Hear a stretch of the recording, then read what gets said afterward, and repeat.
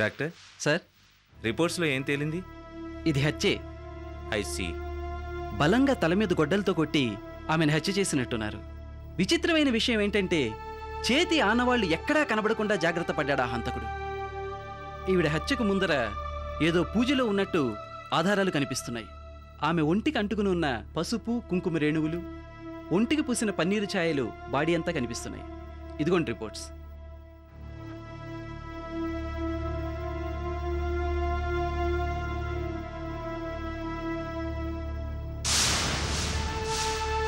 అదండి.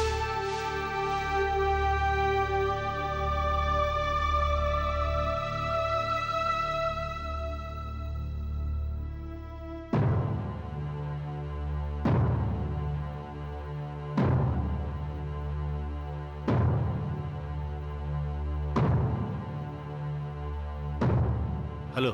హలో.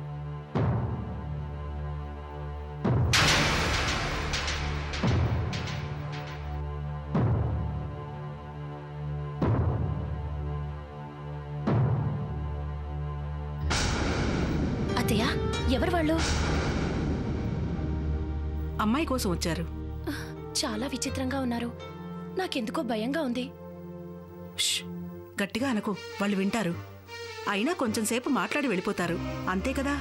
ఆ మాత్రం దానికే భయపడ్డం దేనికి? మీ పట్నం విడ్డూరాలు కాకపోతేను. ఆవిడెవరో నేను తెలుసుకోవచ్చా? మా కోడలు. రా. పేరు సూర్యాంబ. అనుమానిస్తున్నావు కదూ? అబ్బే లేదు, అలాంటిదేం లేదు. అవును, ఉండదు, నాకు తెలుసు. మరింకా అలాగే నిలబడి చూస్తామే? అతిథి దేవో భవ అన్నారు. వెళ్ళు, మాకు సత్కారం చేసుకో.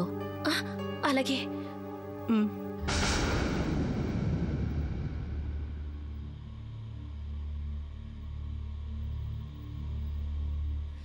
ఈమె చాలాసార్లు మన ఇంటికి వచ్చింది. సీతతో మాట్లాడేది. సీతను తరచూ ఏదో ఆశ్రమానికి కూడా తీసుకెళ్లేది. ఇంకా ఏమైనా వివరాలు చెప్పగలరా? వివరాలంటే అదే, ఏదో పూజలవి చేయించాలి, గ్రహశాంతి చేయించాలి అనేది. ఈవిడెలా చనిపోయింది? చెప్తాను, ఒక్క నిమిషం.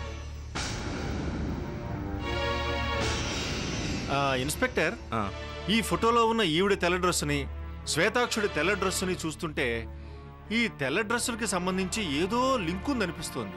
ఇంతకీ శ్వేతాక్షుడెవరు? హిప్నటైజర్, ఓ చిన్న సైజు మాంత్రికుడు. ఎక్కడుంటాడు? అదే తెలియదు ఇన్స్పెక్టర్.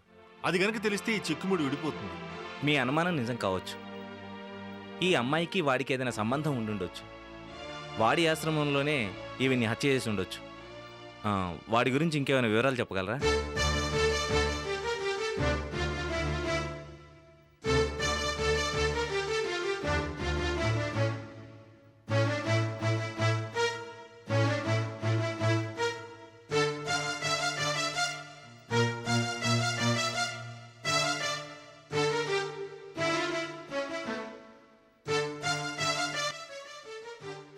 ఐసీ.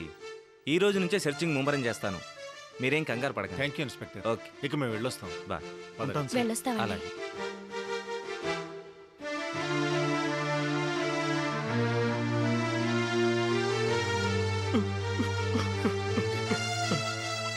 అన్నయ్య, ఊరుకో అన్నయ్య.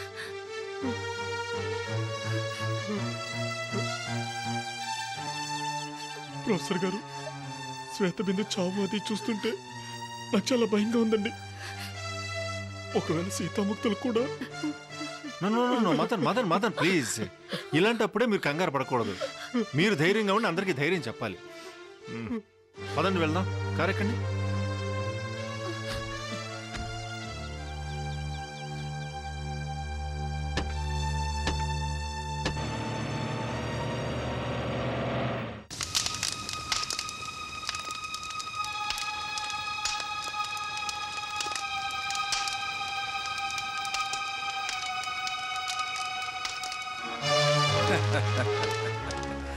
మాయామోహిని, నీ వంతు మొదలైంది.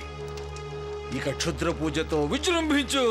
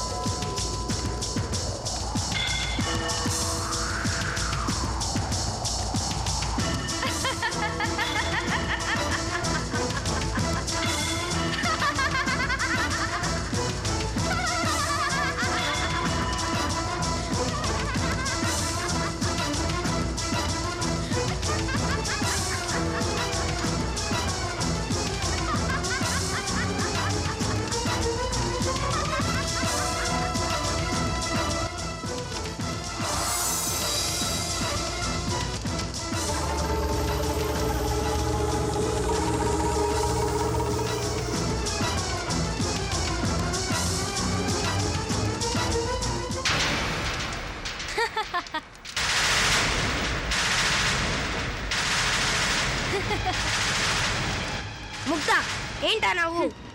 నీ పరిస్థితి చూసి గెలిచాను నన్ను మిడిసిపడుతున్నావా? అయినా ఈ ఆనందాన్ని నీకెంతో సేపు ఉండని మనం.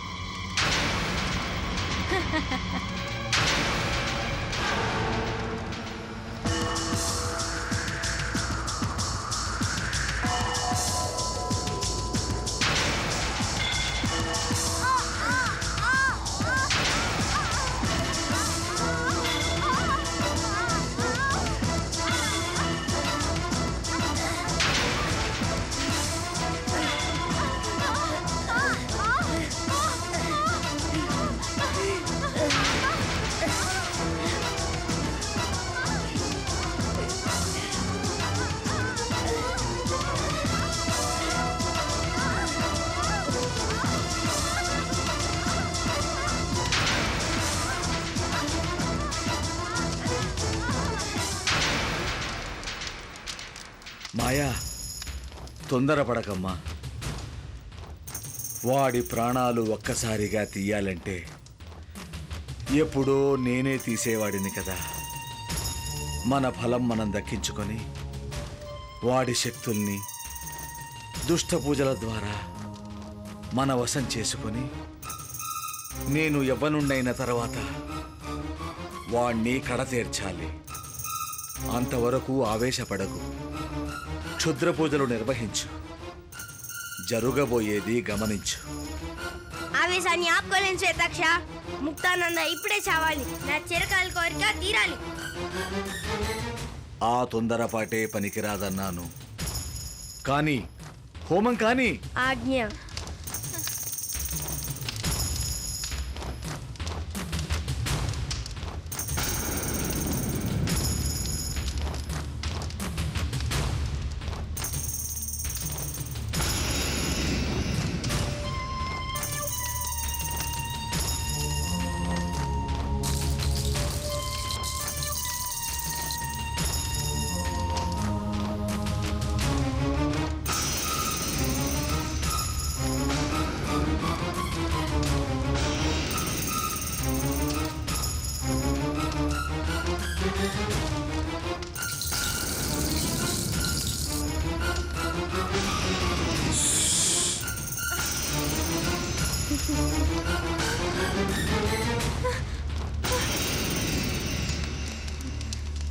శివ,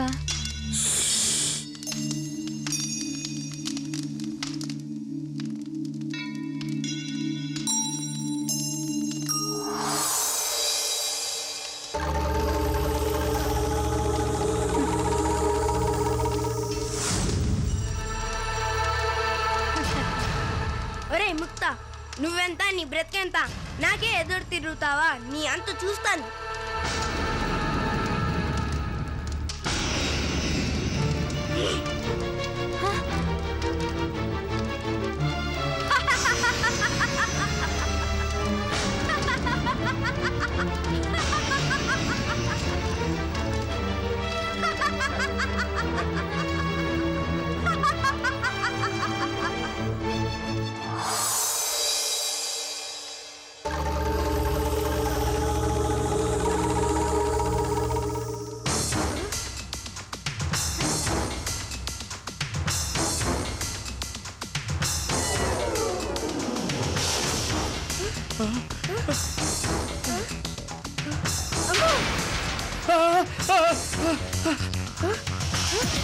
శ్వేతాక్ష,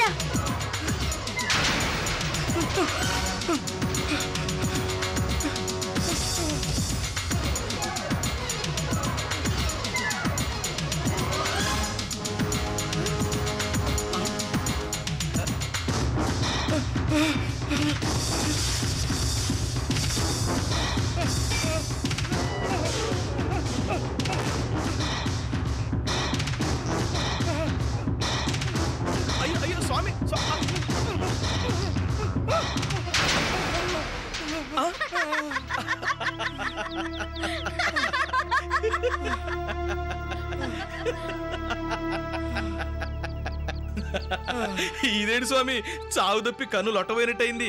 ఆ ముక్తానంద గాని ఏదో చేసేద్దాం అనుకుంటే తమ కొడుకు తమరికాయ ఎదురు తిరిగి నానా ఇబ్బంది పెట్టిందేంటి? పరిస్థితి బాగోకపోతే తాడే పామై కరుస్తుందని. చాలించండి మీ వెకిలి నవ్వులు. ఇదంతా నీ కూతురు మాయామోహిని వల్లే జరిగింది.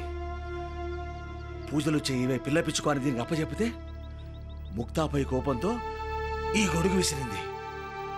అది నన్ను వెంట తరిమింది. మిడిసి పడకే అని చిలక్కి చెప్పినట్టు చెప్పాను. దీని బుర్రకెక్కితేగా. ఆవేశం ఆవేశం ఆవేశము అనర్థాలకు హేతువు.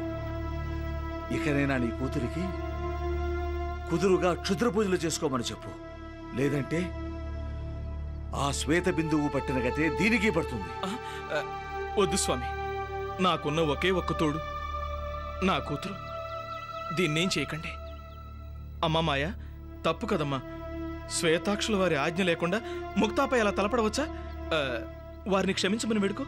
తప్పైపోయింది స్వామి. ఇక నేను ఎప్పుడు ఇలా ప్రవర్తించను. ఈ ఒక్కసారికి నేను క్షమించాను స్వామి. గోపి, దీన్ని తీసుకెళ్లి పూజలో కూర్చోబెట్టు. అలాగే స్వామి.